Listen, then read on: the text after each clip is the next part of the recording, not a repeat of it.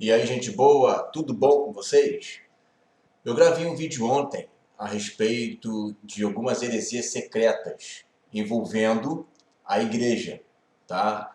E principalmente a doutrina pré-tribulacionista. Como alguns irmãos ficaram falando a respeito do áudio, que o áudio não estava bom, que o áudio não estava legal, eu então estou resolvendo gravar um outro vídeo, ok? Então vamos lá. Eu comecei com aquele texto de 2 Pedro, no capítulo 2, no versículo 1, quando ele fala que houve no povo de Deus, no povo de Israel, falsos profetas, e que também no nosso meio se levantaria falsos mestres e que ensinariam também heresias destruidoras, mas eles introduziriam isso encobertamente. O que eu entendo com isso? Existem heresias, irmãos, que são heresias que são explícitas. Heresias que você não precisa de medir esforço para poder identificar. Se chegar alguma pessoa e disser, olha, a ressurreição não existe, hein? A ressurreição é uma mentira. Isso já é uma heresia identificável, porque você sabe que a Bíblia fala insistentemente na ressurreição dos mortos. Se alguém chegar e dizer que Jesus não é Deus, que não deve ser adorado, que Jesus não deve ser glorificado, é uma heresia também, e essa heresia deve ser combatida, né? E ela é muito fácil, né, de ser respondida e identificada também, porque é uma heresia explícita. Agora, o grande problema é quando a heresia ela não é explícita, é uma heresia escondida no meio de uma doutrina que parece até ser legal, bacana, né, interessante, mas dentro dela, se você for por uma lupa, você vai identificar ali uma heresia das brabas. E isso é muito perigoso. Tá? E é o que o apóstolo Pedro falou, heresias secretas, estão encobertas, você não consegue identificá-las. Apenas se você colocar uma lupa e se você conseguir identificar, né, até com uma revelação de Deus ali. Tá? E na questão do pré-tribulacionismo, que mais uma vez não é uma doutrina que faz parte da espinha dorsal da igreja, é uma doutrina que foi difundida há pouco tempo, um dia desse aí, foi um dia desse que ela começou a ser ensinada, tá? A partir de 1830 por aí, né? Mas antes disso ela não existia, certo? O que existia era o amilenismo, o clássico amilenismo, que essa sim é milenar, e o pós-tribulacionismo, tão defendido pelas igrejas e também por alguns reformadores, mas nunca o pré-tribulacionismo, tá bom? E o que acontece então com essa doutrina, certo? Nós vemos aqui, eu consigo identificar aqui, partes dela, claro, e eu não posso também, antes que me esqueça, de incentivar você, tá, a não ficar julgando as pessoas que creem dessa forma, certo? Ah, essas pessoas aí estão tudo condenadas. Não, não, não, peraí. Jesus disse, né, aliás, né, Paulo disse que Deus dá por inocente o tempo da ignorância. E Jesus também falou que a quem muito é dado, muito se é cobrado.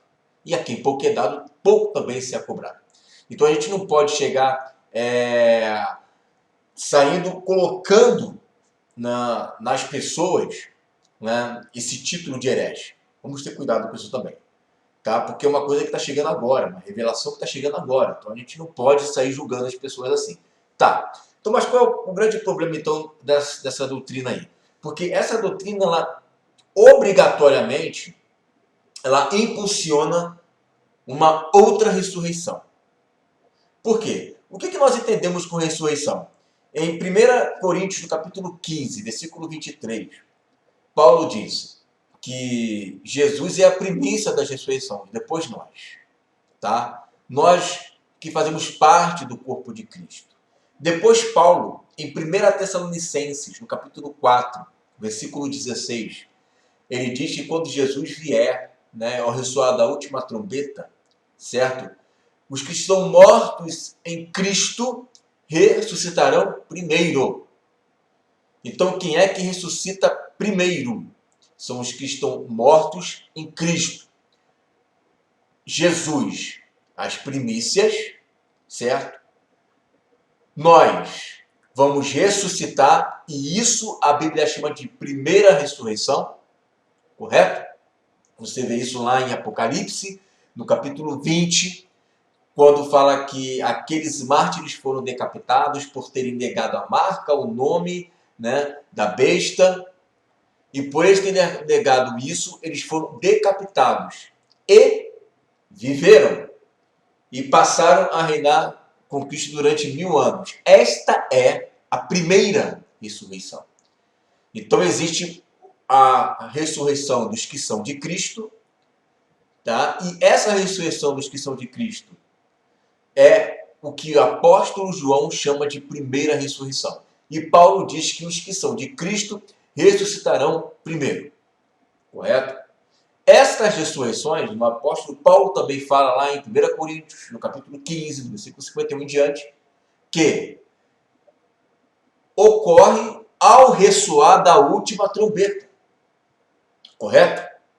E em Apocalipse 11:15, João diz que no dia das vozes do sétimo anjo, né, quando ele estiver para tocar a sua trombeta, ouvirá então no céu grandes vozes que diziam que os reinos do mundo passaram a ser do nosso Senhor e do seu Cristo, e ele reinará pelo século dos séculos. Tá? Chegou então o tempo de dar o galardão aos seus servos, aos profetas, aos grandes, pequenos, né? E de destruir os que destroem a terra. Então, em Apocalipse 11:15, o último anjo toca a sua trombeta e os reinos do mundo passam a ser do nosso Senhor e do seu Cristo. E em 1 Coríntios 15:51, Paulo diz que a ressurreição ocorrerá ao ressoar da última trombeta. Certo? Então os textos fecham e se conectam um com o outro. Certo? Primeira ressurreição, Apocalipse capítulo 20. 1 Tessalonicenses 4:16. Primeira ressurreição. Os que são de Cristo ressuscitarão primeiro. Quando? 1 Coríntios capítulo 15, versículo 51. Ao ressoar de uma trombeta. Apocalipse capítulo 11, versículo 15. Na voz do sétimo anjo. Quando o último anjo, que é o sétimo, tocar a trombeta. Isso é simples de entender, não tem mistério, há uma única ressurreição. E todas elas estão sendo jogadas para depois da grande tribulação. Tanto é que Apocalipse 20 fala que aqueles que negaram a marca da besta ressuscitaram na primeira ressurreição. Só que o que eles fazem? Eles pegam essa ressurreição, tá? E acrescenta mais um para poder justificar a salvação daqueles que morreram na grande tribulação. Bom, aí vai ter que inventar realmente um outro texto, porque aquele texto de 1 Coríntios 15:23, que fala que Jesus é primícia e depois nós, já não vai servir. Tem que ser Jesus é primícias, depois nós e depois os que ficarem para a grande tribulação. E isso não está na Bíblia. Então eu tenho que pegar um texto, deturpá-lo, fatiar ali as ressurreições, como se fosse cada um em tempos diferentes, para poder adaptar a doutrina às ressurreições. Só que aí nós vamos entrar num outro problema. Qual é esse outro problema? O problema da aliança. Deus fez uma aliança, não somente com a casa de Israel, mas com a casa de Judá. Não somente com os gentios, mas também com os judeus. Então Deus fez uma aliança. E nessa aliança que Deus fez, correto? Nesta aliança, é uma aliança de sangue. Nesta aliança de sangue que Deus fez, envolve um novo nascimento. O novo nascimento é para todo aquele que crê em Jesus. Só que, o que eles dizem? Então eu cheguei e mostrei aqui no site da CPAD, da Casa Publicadora das Assembleias de Deus, o que o pastor ele declarou. Veja que ele colocou aqui, eu fiz um print do site. Olha o que ele coloca. Deixa eu achar aqui. A diferença entre a atuação do Espírito no tempo da graça para os dias da grande tribulação é que, na graça, o Espírito habita no crente, enquanto na grande tribulação, assim como no Antigo Testamento. Então, o que está querendo dizer aqui? Que hoje, o Espírito Santo habita dentro de mim. Claro, isso está profetizado nos profetas, Jeremias, Ezequiel, Isaías. Nós somos o templo do Espírito Santo. Só que, se Jesus volta hoje, nesse momento agora, aqueles que ficarem aqui serão salvos não pela graça recebida.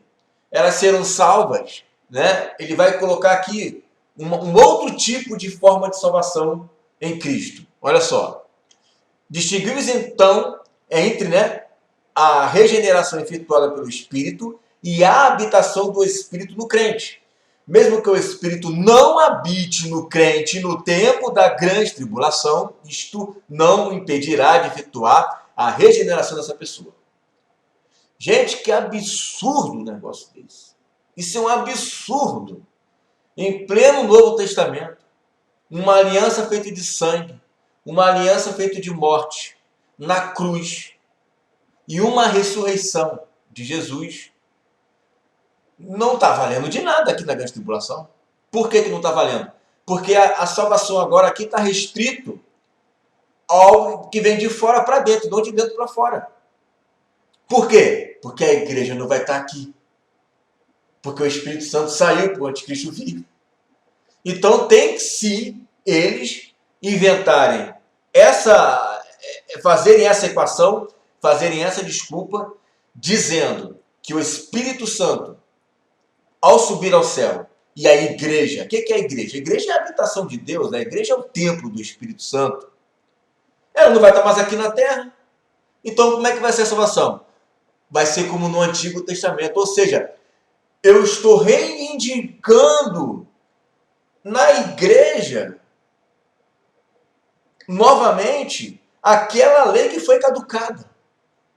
A lei que em nada aperfeiçoa, segundo Hebreus capítulo 7, versículo 18 e 19. A lei que não aperfeiçoa em nada. Essa lei que não aperfeiçoa em nada. Essa lei, né, que foi apenas um ai para Cristo. Essa lei que era por sacrifício de bode, né, de boi, de ovelha, está sendo reivindicado de novo no Novo Testamento, só que de uma maneira diferente. Não tem sacrifícios de animais. Você apenas crê em Jesus com a tua boca e essa crença que você diz que crê te fará salvo. Veja que absurdo isso. Isso é um absurdo. Me desculpa dizer, mas isso é um absurdo. Não tem nada disso na Bíblia. Que agora, a partir do Novo Testamento, a partir da morte de Jesus, aqueles que quiserem fazer parte do corpo de Cristo no reino milenar, eles terão um tipo de salvação nos moldes do Antigo Testamento. Olha que absurdo. Uma dispensação retrô. É uma dispensação retrô. Então você observa que isso não é simplesmente uma questão assim, é só uma visão diferente. Deixa eu pensar diferente, cada um pensa diferente. Isso daí é uma baita de uma heresia, gente. É querer tirar o sacerdócio de Melquisedeque e colocar um outro tipo de sacerdócio. O sacerdócio levítico, sei lá o quê. Não tem nem mão para dizer isso. Tem gente que ainda tem a audácia de dizer que é um tipo de conceito que as pessoas serão salvas mediante a perseguição do anticristo. Não, mas aí os 144 mil, as duas testemunhas estão cheios do poder. Tá, mas não é templo do Espírito Santo. O que vai acontecer então? Deus vai passar a habitar em templos feitos por mãos humanas? Porque passar a habitar no corpo não tem mais. Como é que fica essa história? Né? Como é que Deus agora vai habitar nos seres humanos? Jesus falou lá em João, no capítulo 3, versículo 3, para Nicodemos, um judeu. Vocês gostam de ficar dizendo aí, esse aqui é para judeu, esse aqui é para gentil. Né? Não, esse ensino aqui é para exclusivo para Israel, está pregando para Israel. Está pregando, e o novo nascimento é para todos. Ele falou que quem não nascer da água, quem não nascer do sangue, não pode entrar no reino de Deus. Necessário vos é nascer de novo. O que é o nascer de novo? É o nascer do alto, é o nascer de cima, é o nascer de Deus. Para entrar no reino de novo.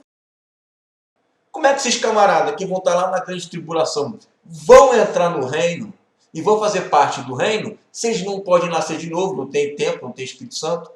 Como é que vai ser ministrada a Santa Ceia no período da grande tribulação? O cara aceita Jesus, como é que vai ser ministrado? Não pode, porque a igreja vai estar no céu, ele não é igreja, ele não é corpo de Cristo. Gente, é um absurdo. É uma baita de uma heresia.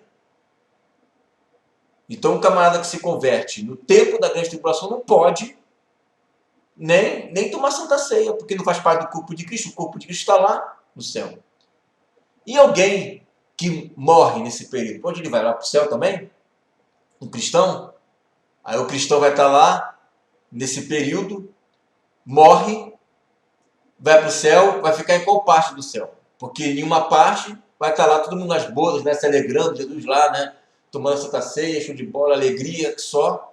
E outro povo de Deus aqui morrendo, Jesus não, ele não está nem mais intercedendo, porque saiu do seu ministério de intercessão e foi para as bodas comemorar junto com a noiva. E o restante do povo só chilepe, chilepe, chilepe aqui. Aí esse cara que morreu e foi para o céu, foi qual parte do céu que agora que Deus, foi tudo esvaziado ali no santo? Né? Um grupo está lá aguardando, né? O outro está lá comemorando e o outro está aqui sofrendo.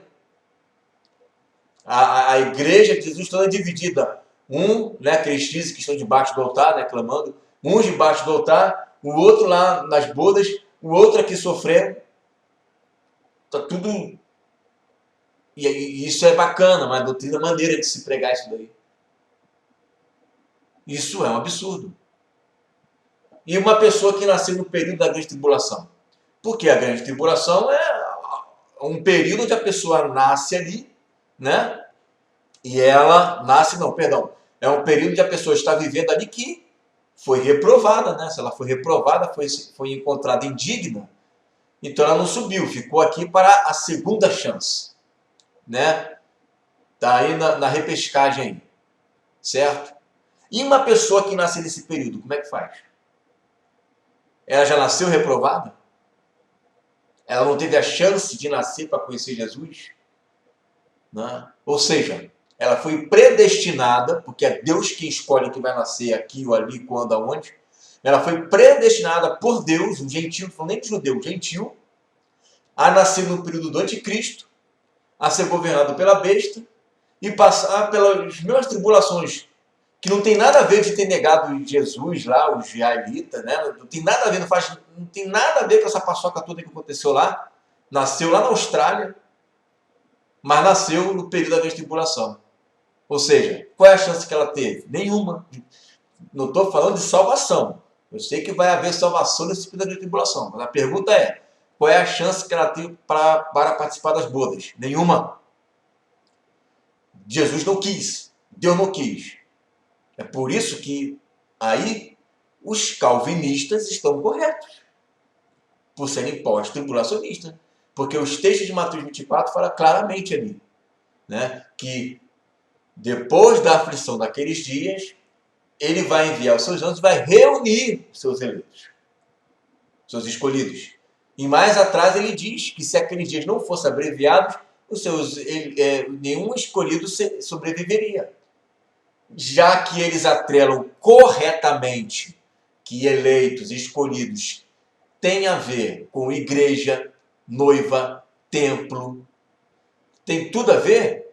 Bom, não tem como eu, né, colocar a volta de Jesus antes da grande tribulação. Então a volta tem que ser depois. Claro, tem eleito ali, como é que pode? Um eleito reprovado? Uma baita de uma heresia entre eles, né? Entendeu? E é a mesma coisa, Jesus não tem dois eleitos, dois grupos de eleitos, duas noivas. Ele tem uma noiva só. E os eleitos estão ali. Né? Uma outra coisa aqui que eu falei. Se Jesus volta hoje, no dia 25, né? Se Jesus volta hoje, no dia 25 de janeiro, e aí? Como é que faz? De 2020. Eu sei que no dia 25 de janeiro de 2027, ele vai retornar de novo, porque são só 7 anos. Né? Então eu vou saber o dia e a hora, porque agora ficou fácil saber a volta de Jesus. Né? Uma outra coisa, Os 144 mil, né, que eles dizem que é o que vão anunciar o evangelho para as nações, certo? Tá, aí Jesus volta hoje, como é que faz? Eu fico reprovado, eu fico aqui, no subo. Beleza, eu não posso falar de Jesus para outra pessoa? Tem que esperar os 144 mil? Não pode ser eu falando? Tem que ser só 144 mil? Tem que ser só as duas testemunhas? Eu tenho que esperar eles virem lá de Israel para falar para uma pessoa que Jesus é o Senhor. Porque eu não posso, porque só eles podem pregar agora. Mas é interessante por quê? Porque eles vão pregar como? Se o Espírito é de fora para dentro, é de dentro para fora. E tem que ser 144 mil certinho, né? Se for 143.999 já era. Uma outra predestinação também. Está predestinado, não pode ser 144.001. Tem que ser 144 mil certinho, nem para mais nem para menos. Se um se desviar, a profecia se arrebenta. Né? Bom, gente, então, essa doutrina é perigosa, essa é uma doutrina que até então não tinha, né? Esse entendimento, mas você observa que a salvação nesse período tribulacional para esses que creem que Jesus sobe é estranha, é uma salvação estranha. Porque você não enxerga mais ali a aliança. E tem mais, até um outro rapaz aqui, que falou no outro site, que nem entre eles há concordância. Ele ainda fala isso assim, ó. Haverá salvação após o arrebatamento? Não. Não haverá salvação para os não-judeus durante a grande tribulação. Para esse daqui, né, os não-judeus são aqueles que tinham a oportunidade de crer, não creram e por isso estão condenados. Caramba, então se eu estiver aqui, não for reprovado, eu vou ficar aqui na terra, andando para lá e para cá, assim, sabendo que eu estou condenado. Se eu sobreviver em 7 anos, eu vou ter que só esperar, ainda assim entrar no reino milenar, ainda vou entrar condenado. Gente, é para matar, né? É para matar, meu irmão. A Bíblia fala em Zacarias capítulo 14, que até aquelas nações, os gentios, que se viraram contra Israel, os restantes dessas nações vão entrar no reino milenar. Aí o camarada me diz que, não, a salvação é só para os judeus. Quem não é judeu já está condenado. Já está condenado. Né? E o outro lado da CPAD, que representa as Assembleias de Deus, diz não. Né? Existe salvação. Só que a salvação vai ser exatamente nos moldes do Antigo Testamento. Não pode ser uma pessoa que vai ser nova criatura de dentro para fora. Ela vai ser o quê? Uma nova criatura de fora para dentro? Ah, gente, não dá, né? Aí complica. Porque se você pega a nova aliança e descaracteriza ela, uma aliança que é eterna, para poder justificar a sua crença, né, no pré-tribulacionismo e reivindicar uma aliança caducada já, que não aperfeiçoa ninguém, que essa lei não aperfeiçoa ninguém. Agora, para eles, esse tipo de coisa aperfeiçoa da grande tribulação. Né? E aí pode ter até um irmão falar assim, olha, mas não está escrito lá em Apocalipse, no capítulo 3, no versículo 10, né, que o Senhor vai guardar, né, a sua igreja, assim como você guardaste a palavra da minha paciência, eu também te guardarei do dia da tentação que é de vir sobre a terra. Pois é, mas a palavra ali, tereu, guardar, é proteger. E no mesmo versículo, na parte A dele, vem dizendo que assim como você guardaste, assim como você tereu, você me guardou, eu também te guardarei. Ali não está dizendo que vai ser arrebatado. Ali está dizendo que vai ser guardado, vai ser protegido. Correto? Esse é o sentido do texto. Ali. Então não tem como querer inventar alguma coisa. Ah, mas a palavra igreja não aparece depois de Apocalipse capítulo 3. A palavra igreja só aparece até capítulo 3, o que significa que não vai haver igreja aqui na terra, que a igreja vai subir. Só que a palavra igreja não aparece nem no Apocalipse 19, nem no Apocalipse 20, nem no Apocalipse 21. Apocalipse 19, Jesus volta. Apocalipse 20, milênio. Juízo eterno. E Apocalipse 21 é a Nova Jerusalém que desce do céu. A palavra da igreja só vai aparecer em Apocalipse capítulo 21. E mesmo assim fazendo uma referência ao anjo que deu a mensagem às 7 igrejas lá da Ásia. Então, meus amados, essa desculpa que a palavra igreja não aparece a palavra igreja, mas aparece a palavra eleitos, santos, fiéis, servos, rei, sacerdote. Se isso não é igreja, tu não sei mais o que é. O que é isso aí? É um corpo estranho que está andando junto com a igreja. Então, meus amigos, meus irmãos, tome cuidado, tá? Orem, peça a Deus discernimento. Como eu falei antes, eu não tinha ideia disso daí, né? Mas quando eu comecei a meditar mais profundamente, comecei a fazer essas perguntas, eu cheguei à conclusão de que existe aí, dentro dessa doutrina, não tem nada a ver, o negócio é paz e amor, não tem o quê, né? Mas, existe lá dentro heresias secretas, certo? Ore, tome cuidado, peça Deus discernimento e vai estudar um pouquinho sobre a fé da igreja primitiva, que eles vão ensinar muito bem para você o que para eles quando que seria a volta de Jesus, certo? Um forte abraço, fique na paz.